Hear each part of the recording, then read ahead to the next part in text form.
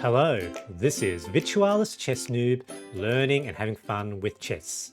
When I first started playing chess online, not uncommonly, I would run out of time. And as the clock starts to run out, under pressure to make some moves, I would often blunder and lose the game anyway. I still don't think I'm good at blitz or bullet formats, and I personally enjoy playing games where I do have some luxury to think. I usually play 30-minute rapid with no increment, but when I feel like a faster game, I will occasionally play rapid on Lichess for 10-minute games with 15-second increments. In this following game, my opponent played really well in a 10-minute game and we were equal all the way deep into the middle game. However, they probably spent too much time per move. At the point they had around 45 seconds left on the clock, I still had around 3 minutes, and they entered what I would call panic mode. You'll see the massive change in their moves. Please enjoy. All right, let's start with a quick review. So I played this game on Lichess, but this is sort of chess.com's algorithm. I like seeing the review and analysis on chess.com. I played with the black pieces and somewhat more accurately than my opponent. And as you can see, though, we were sort of reasonably balanced throughout the game. So, the bot reckons is wild and chaotic. And yes, there were some sort of errors and on both sides. But the real difference here is right here at the end. And what happened there?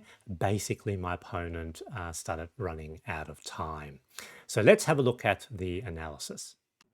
So my opponent had the white pieces, I had black. They played c4 and basically played the English opening. Against the English, I think I've mentioned before, I don't really have much theory. I just play what seems to make sense. So I thought about maybe knight, but I thought, look, I could just straight up play d5 here and then, capture back with queen. So that wasn't the most accurate move. And so I'll know that next time because, the knight gets developed with tempo. So, here, sort of a few more moves. I'm not, as again, being not familiar with English, I thought I'd play a little bit differently this time. So it did lead to sort of probably a good opening advantage for my opponent. Here, I thought I would pin. They sort of unpin with bishop d2. Develop my other knight. So I thought that looked nice and symmetrical. Opponent's still ahead. Now they bring out queen to b3. And I was reasonably comfortable that that was probably a bad move. That's what I thought. That was probably a bad move. Obviously threatening the bishop there. But, I thought a5 defends and was getting reasonably close to equality now. And what what I potentially saw here was there's some potential of there should be potential for me to be able to harass that queen. So firstly, bring the bishop back. Oh, that wasn't the best move apparently.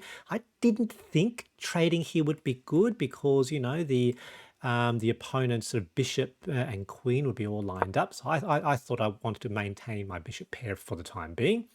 Opponent played bishop e2, which sort of made sense. And now here I had the move with knight to attack the queen.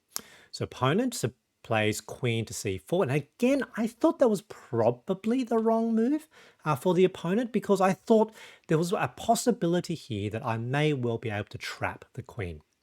And at the moment, you can see Stockfish's evaluation, slight advantage to me now. So bishop e6 with so firstly with development again harassing the queen again. Queen now forced. Now they want to do a queen trade here. Now I don't want to trade here because if I capture, they capture back, and that comes with with an attack on both the bishop and the pawn. I didn't like that. Here I thought I would prefer for them to take. If they take, then I would capture back with knight. So short castles. They short castle. Here I thought, what am I going to do? I thought, look, if they're really not going to do anything and they make a mistake, I'll bring queen back, which is sort of defended two ways. And if they still don't do anything, I could then attack with pawn. So I brought back, and I think they saw what was going to happen. So capture, but at least here my pawn structure is still good, and I still have all my pieces. Opponent plays a4. Here I play knight b3 with, I thought, a potential potential fork. That was expected. Here I thought a bit, did I really want to capture? Yes.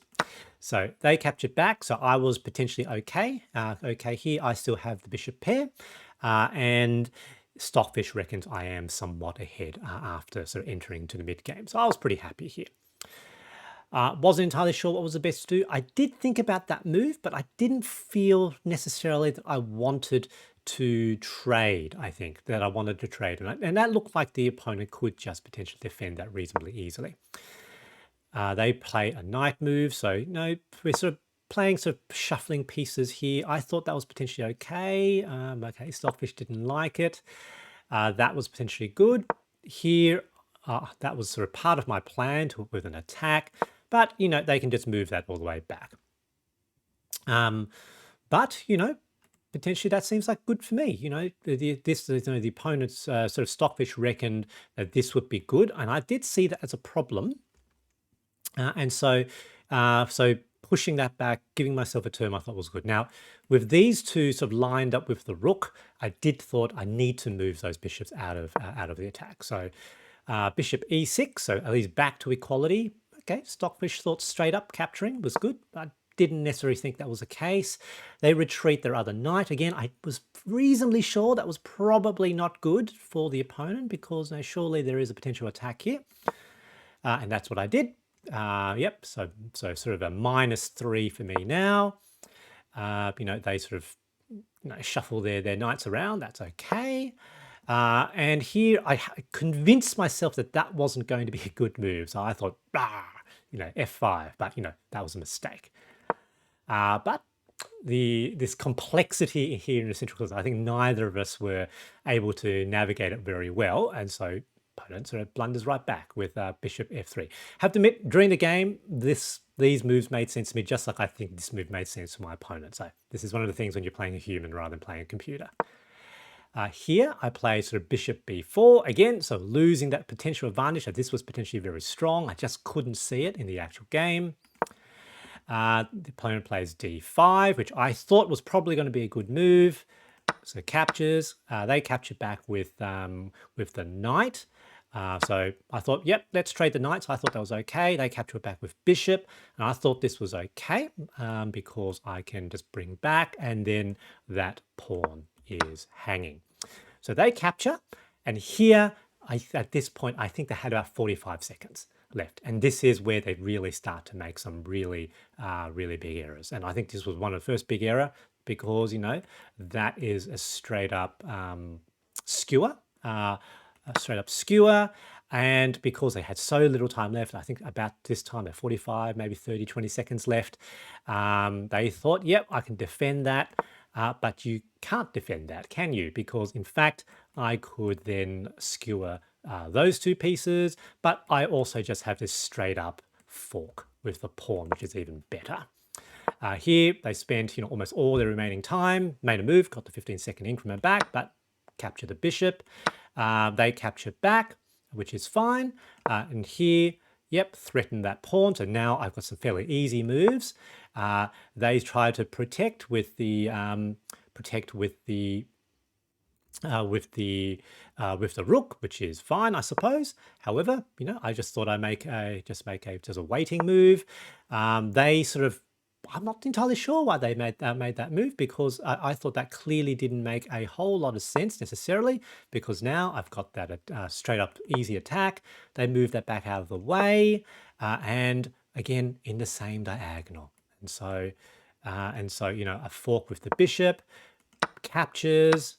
They do that, but that move trying to attack the bishop, that doesn't make any sense because bang, they capture, and they've sort of made those move in seconds. At this point, they've got 10 seconds left, I think, on the clock. Again, every move to get 15-second increment, but they were just running out of time with each move.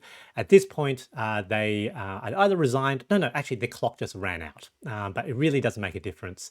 I've got 2 rooks. They've got a knight. My pawns make sense. They've got sort of isolated pawn islands. So definitely winning, really. But they played really well. If you look sort of on the review, they sort of played sort of really well most of the way, and then sort of all collapsed towards the end. Good game, GG. I still consider myself to be a beginner at the quicker chess formats, but I do have some insights from what I learned over the year. Firstly, I don't actually think Blitz and Bullet are actually good formats for beginners to learn. Part of learning is thinking through your moves and then after a win or loss, analysing the game and reflecting on decisions and choices made in the game, compared to alternatives, which may have been better. For Blitz and Bullet, it's too easy to make a move just because you made a move, and so it's hard to actually reflect and improve. I think 10-minute games are probably the minimum for learning. From this perspective, you do need to commit to a move. The second insight is that it's okay to make a bad move and lose the game. It's just a game, and if you learn something afterwards, for instance, why a move was suboptimal, then you can improve. Agonizing over a move and running out of time can lead to a series of catastrophic errors seen in this game. I hope you enjoy this video, and thanks for watching.